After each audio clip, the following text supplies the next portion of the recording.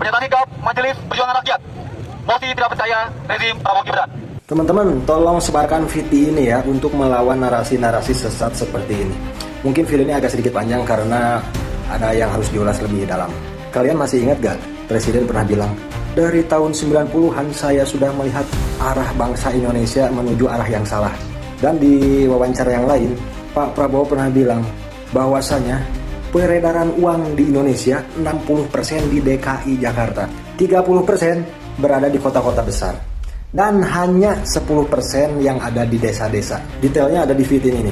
Ekonomi bertumbuh dari atas netes ke bawah pelan-pelan. Ekonomi uang bertumbuh di DKI netes ke desa-desa pelan-pelan. Nyampe kapan rakyat di desa tidak menerima kue nasional ini? Paham nggak? Itulah yang terjadi selama ini.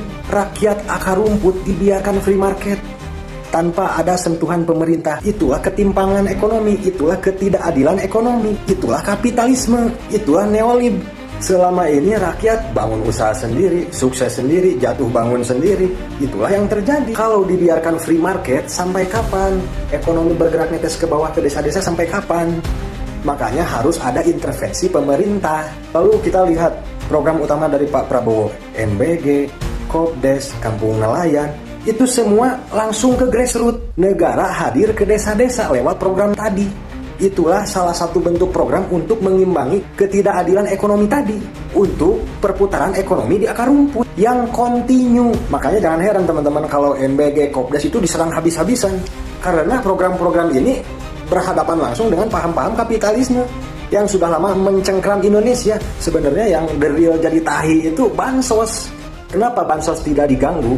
Karena itu tidak berhadapan dengan kapitalisme tadi, tidak menggerakkan ekonomi akar rumput. Itu seminggu itu uangnya habis jadi tahi, gak jadi apa-apa. Sedangkan MBG, Kopdes itu menjadi motor ekonomi rakyat bawah. Itu yang tidak diinginkan kekuatan besar kapitalisme itu. Makanya MBG, Kopdes, wah itu pasti habis dicecar.